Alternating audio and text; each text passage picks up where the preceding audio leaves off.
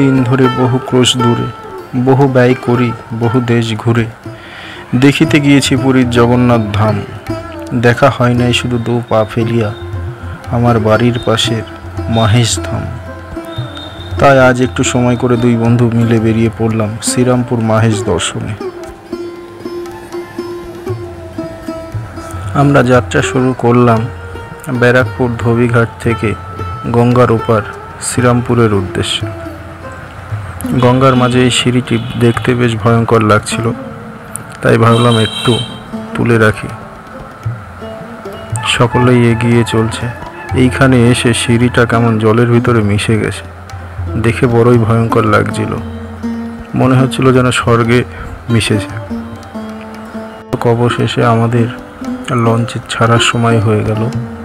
Launch এখন ছেড়ে দিয়েছে, জলের ভিতর দিয়ে চলছে। ওই যে টাইটানিকের গরিব জ্যাক থামস আপ খাচ্ছে।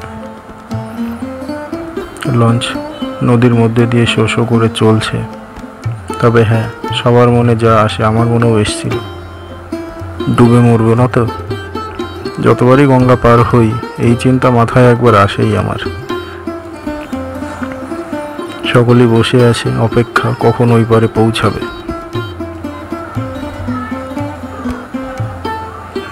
জল ভেঙে ভেঙে চলছে। ওই যে আর একটা লঞ্চের দেখা পাওয়া গেল।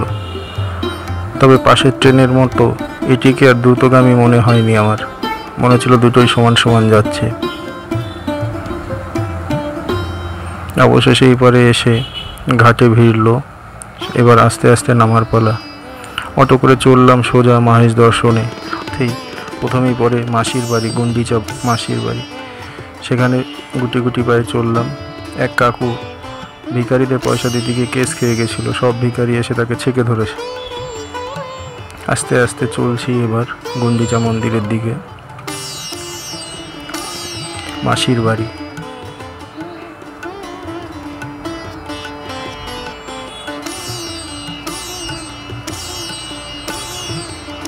আমি যখন এসেছিলাম ভেবেছিলাম বেশ ভিড় হবে, কিন্তু আজকেও ছিল মোটামুটি ভিড়, সন্তোষজনক।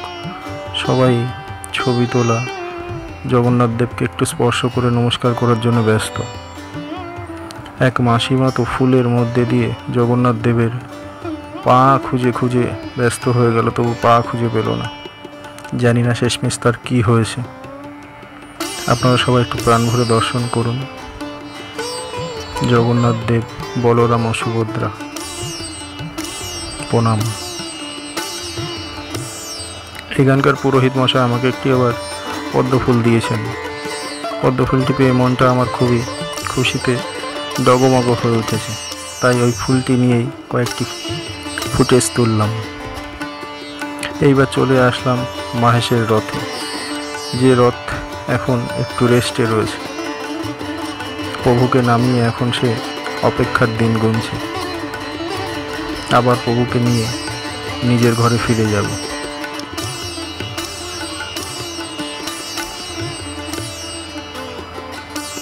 এখানেও সবাই এসে যে যার ভক্তি ভরে নমস্কার করছে, ছবি তুলছে, ভিডিও তুলছে।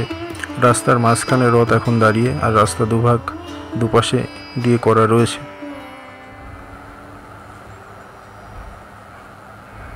দেখুন কি অপরূপ।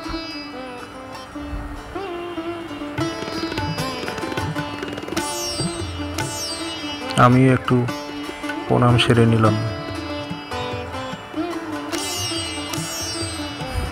চললাম এবার মহেশ ধামে, জগন্নাথ মন্দিরের ওখানে গিয়ে দেখছি বিশাল বড় গেট। এই প্রথম আমি এলাম, আর পাশে বিশাল মেলা।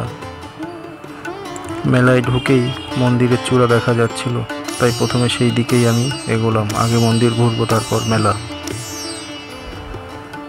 আস্তে আস্তে আমরা মন্দিরের দিকে যাচ্ছি। এখানে এসে দেখলাম লক্ষ্মী দেবীকে এখন ভক্তদের জন্য বাইরে আনা রয়েছে। মায়েরা সিঁদুর দান করছে।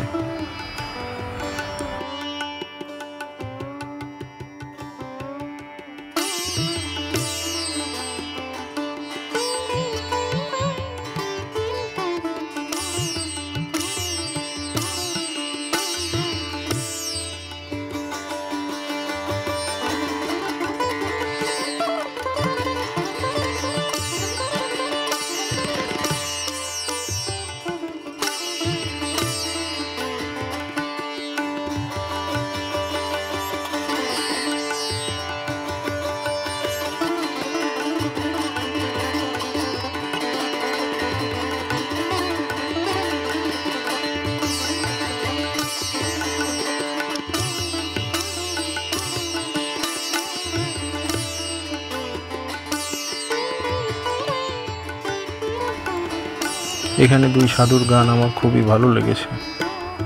গানটা আপনারাও একটু শুনুন, আপনাদেরও আশা করি ভালো লাগবে। কৃষ্ণ প্রেমের ঢেউ লেগেছে যার প্রাণে, আহা কথা কি সুন্দর। কৃষ্ণ প্রেমের ঢেউ লেগেছে যার প্রাণে।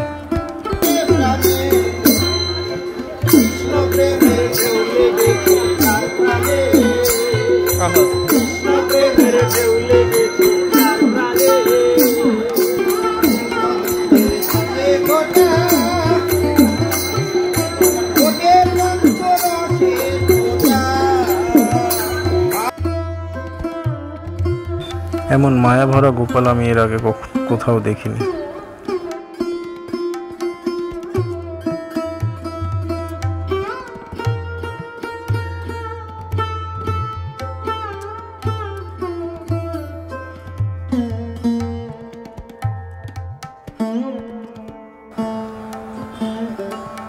যাই হোক, মন্দির দর্শন মোটামুটি শেষ।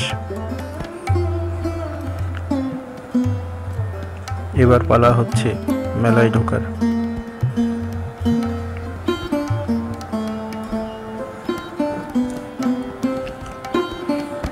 এখানে যে মেলা বসেছে সত্যি কথা অন্যান্য সব মেলার মতো একই, কেবলমাত্র মহিলাদের জিনিসই বেশি। চারিদিকে শুধু চুরি চুরি চুরি আর চুরি, চুরি কানের নাকের ভর্তি। তাই এখানে ফাস্ট ফরওয়ার্ড করে দিলাম, যার যার ভালো লাগে দেখবেন। মেলায় ঠেলা খেতে আর ভালো লাগছিল না, শুধু মনে ছিল কখন বেরোবো, কিছু একটা ঠান্ডা খাবো।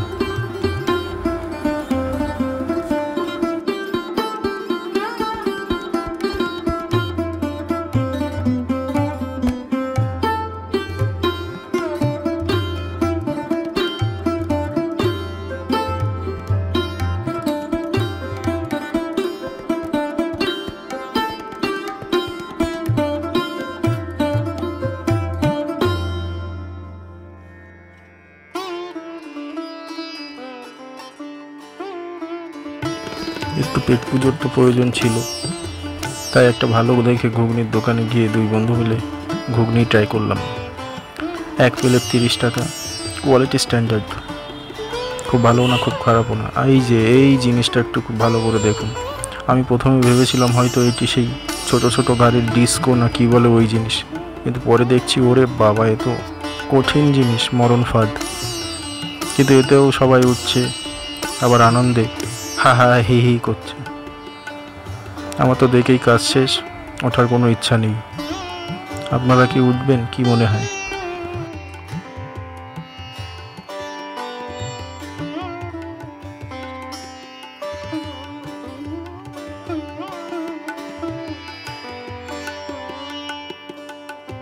এবার ঘরে ফেরার পালা। এক টুকটুক আঙ্কেলকে পেয়ে গেলাম, তার টুকটুক আবার সেই সাজানো। যাই হোক, বাই, আবার দেখা হবে নতুন একটি ব্লগে।